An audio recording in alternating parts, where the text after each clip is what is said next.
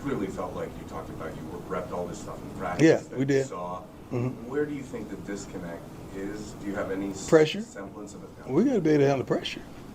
Not just the pressure of, I'm not saying them rushing the passer, the pressure of the game, the pressure of the moment, the pressure of the time.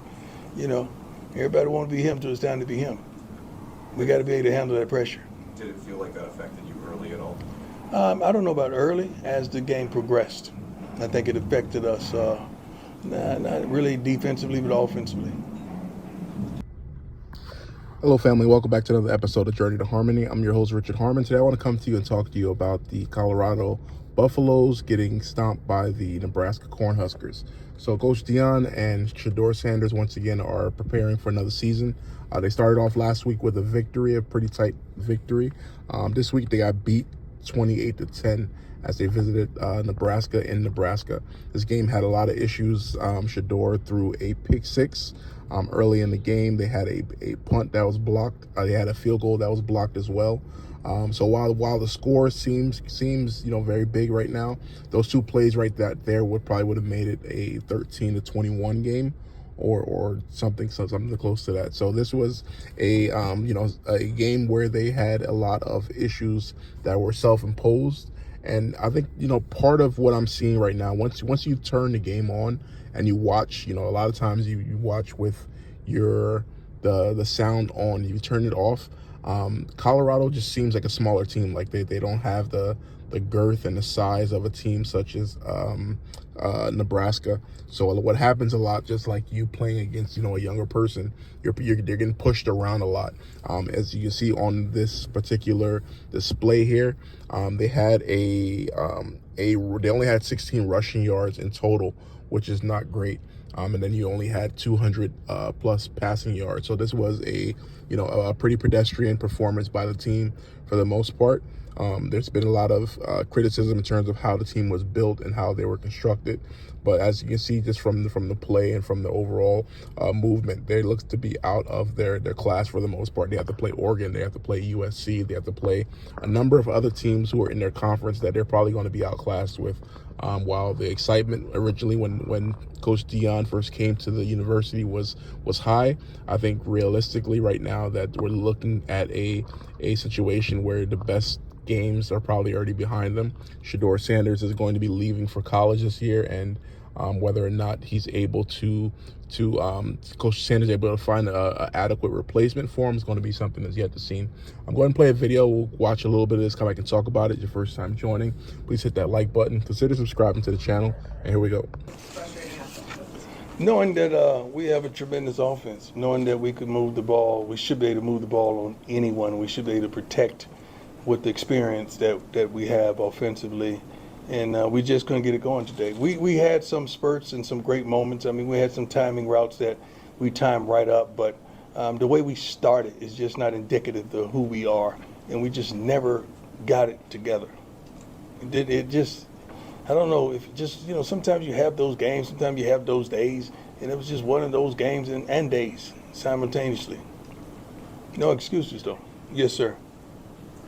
Coach, Lincoln Roach, CU Independent. So, quarterback Shedeur Sanders obviously left the field with 2 minutes left in the game. Is he physically and mentally okay right now? Yeah, I just talked to him. He looked pretty darn good to me. We just wanted to make sure we get him checked out, and we have every precaution, because now you're looking forward to next week.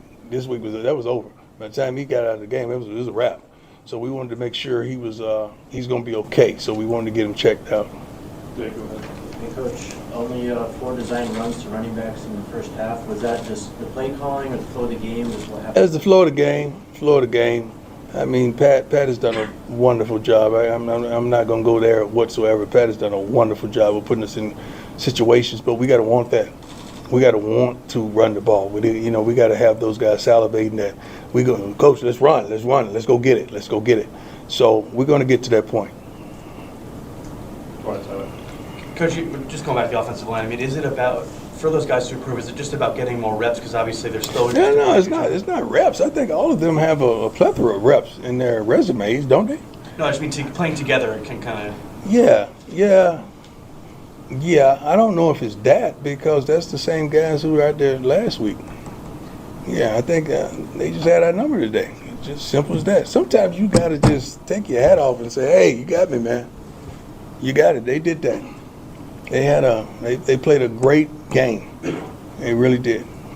Matt, you want? Does it feel a little bit to you like some of these issues that you're struggling with are still the same, kind of lingering from last year? Yeah and no.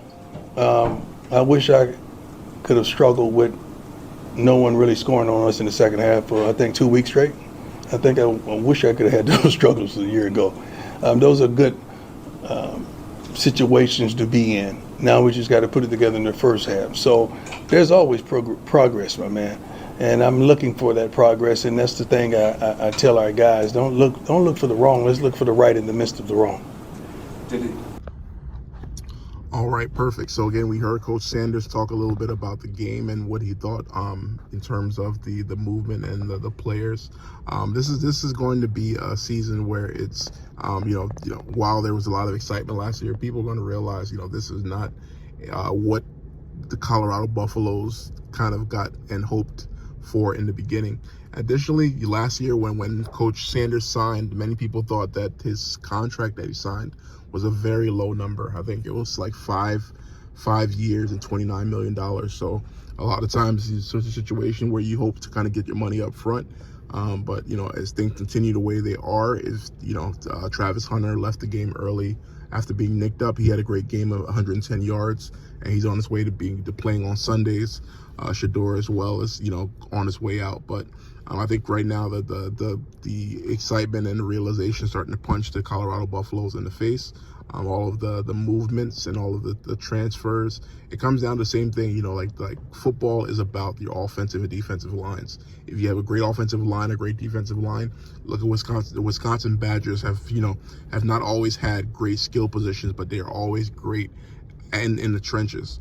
And if you're a team and you don't have a strong development program, if you don't have great players there coming through your program year after year after year, if a player transfers into your university, a lot of times it's because he's sitting at another school, which means again he wasn't good enough at a major school. So Colorado is just kind of dealing with the issue right now of having a team try to live up to the hype that was placed on them.